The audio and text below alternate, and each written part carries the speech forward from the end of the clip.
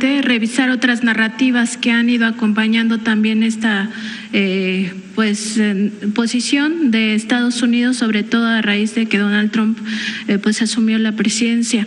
En otro tema, Presidenta, preguntarle, porque en este programa que se llama Typical TV, hace unos días o un par de semanas, uno de los colaboradores, este es un programa de la derecha, uno de los colaboradores pidió que si se está combatiendo la criminalidad en México, pues entonces se busque extraditar a Felipe Calderón, ¿no?, por narcopolítica, así lo dijo esta persona en Atypical TV, y ya no sería solo el consenso de aquellos que participaron en la consulta ciudadana para conocer si se quería o no juzgar a los expresidentes, que la mayoría votó porque sí, y también ahora hay un consenso en la Casa Blanca de que el narcogobierno se vivió precisamente en el sexenio de Felipe Calderón por la asociación de Genaro García Luna, entonces secretario de Seguridad Pública, con el cártel de Sinaloa.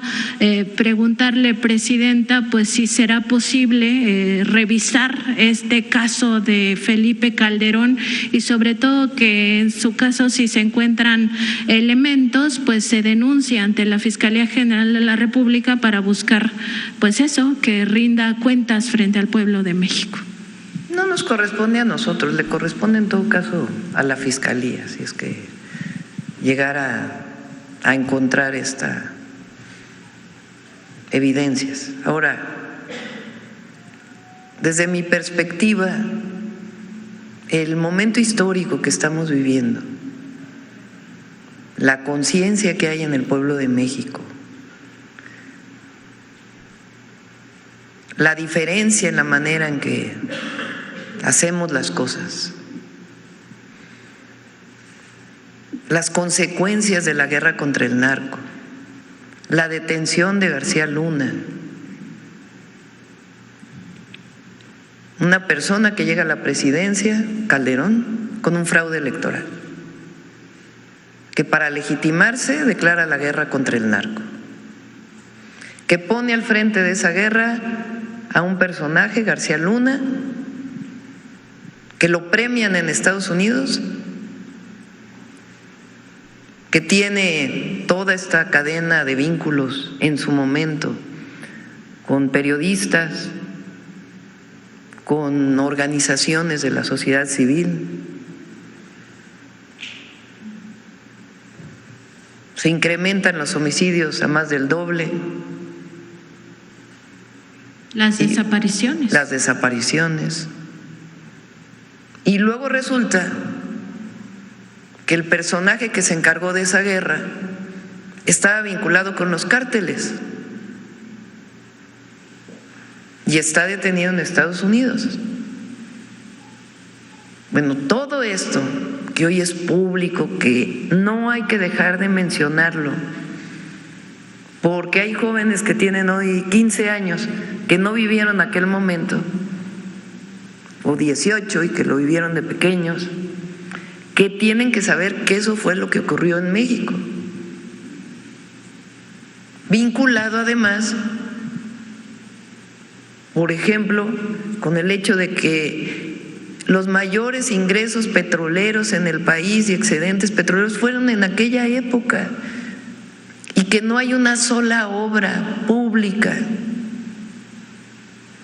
que distinga a aquel gobierno. Desde mi perspectiva, el pueblo de México ya lo juzgó.